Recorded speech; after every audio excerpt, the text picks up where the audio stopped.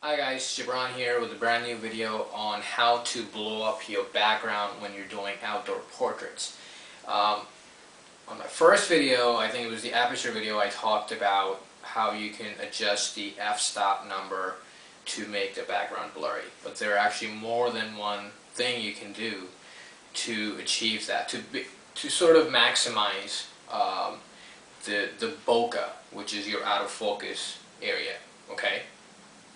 I had shot a video earlier, but there was a lot of wind. The sound quality is just not great at all. So I figured I'll demonstrate it here, show you guys the video, and then we'll look at some sample pictures and talk about that. Alright, so there are four things you can do to blow up your background, especially when you're doing your portrait. First thing, this is your subject, this is your background, and this is our camera. Alright, first thing you want to do is that you want to zoom in to your subject. Okay, zoom in. Let's say you've zoomed in all the way, you're using a 75mm lens, let's say. Turns out that you're way too close. So instead of zooming out, you back up a little. Okay, don't zoom out if you feel that the person is really close up. So zoom in all the way and then sort of back out. Okay, when you feel you have the right framework, stop there. Another important thing, you want to make sure that there's a good distance between your background and your subject. Okay, so that's the second thing. So make sure, you know how sometimes you go somewhere and people see interesting background and say, hey, this is a cool background, and they stand right right in front of it, and then you take the picture. This is not going to blow up your background because you're too close. This is, I can't say this, it's going to fall on the same plane, but it's very close. So this is going to be much sharper. It could be blurry, depending on what lens you're using. But if you want to maximize that whole blurriness effect, make sure there's a good distance. Okay? So zoom in. Make sure there's a good distance between your subject and your background. That's 2. And you're staying close to your subject, meaning if you've zoomed in and you think it's too close, don't zoom out. You have to stay close to your subject as well. And that's for your prime lenses. I'll talk about that later. So stay close to your subject, that's 3. And number 4 is the same thing we talked about in the aperture video, which is you want to pick your lowest, not lowest, but a lower numeric value for your f-stop.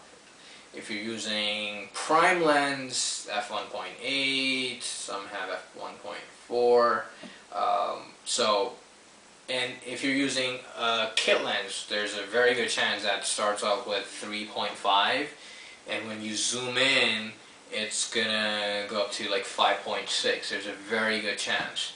So in that case, you have no choice. You don't have a lens that has a fixed aperture.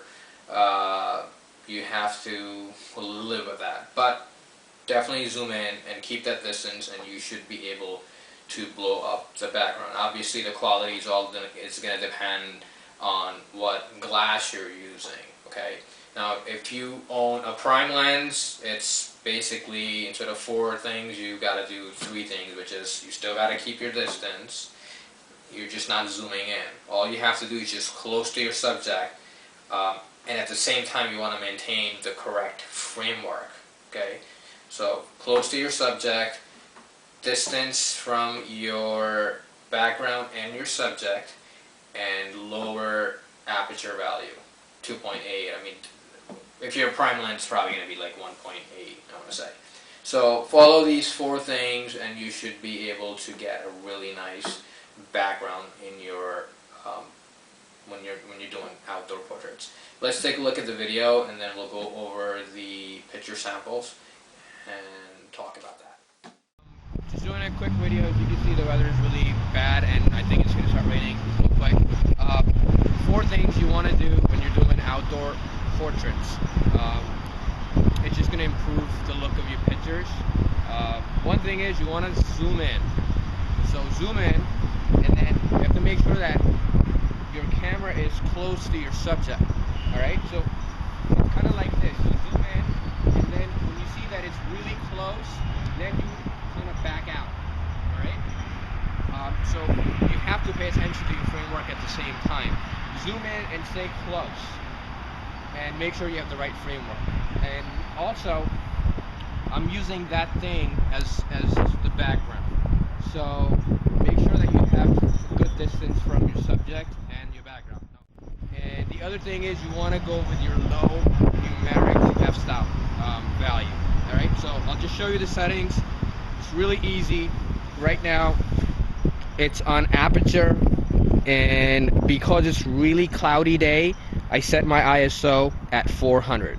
Okay, and I chose f3.5 because most of you may not have f2.8 lens or 1.8, so I want to sort of give you the same results that you guys may have here. I don't know if you could focus on that. Probably getting a glare. Anyway, it says f3.5, and the shutter speed that I'm getting is, well, it's around 200. All right, so let's take a couple of shots.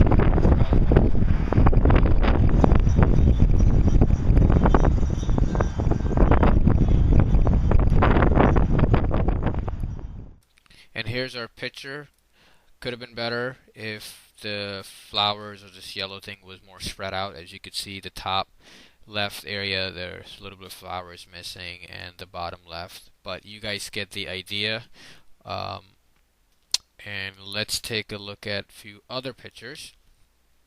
Alright, now look at this picture and pay attention to your background, not the skull thing.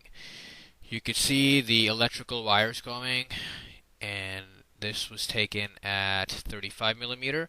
Watch what's gonna happen as I zoom in. Here's the next picture. This is at 50 millimeter. You could see the wires. I mean, they're there. You could tell, but it's not completely blown up. 60 millimeter. Now you can't tell what it is. 75 millimeter completely gone. So look how zooming in pretty much blows up your background. All you have to do is follow these four things: lower aperture value, stay close to your subject, zoom in, and make sure there's a good distance between your main subject and the background. Alright, let's take a look at some real portraits. Here's a picture I really like. Now you know how to blow up the background, but what about framework? Watch the video on the rule of thirds that I had done earlier. I do want to give you a quick tip regarding framing. When your subject is looking on the left side, when the subject is looking to your left, okay, you want to frame your subject on the right side. Look at this picture. The subject is looking to my left, and I place the subject on my right. Why? Because there's more room on your left, so it looks more pleasing that way. Here's the next picture. Subject is looking to my right, and I place the subject to my left. Why? Because this way you can leave some room to the right side, and it looks more pleasing. Don't do what I did here. Well, purposely, just so I can get this in the video.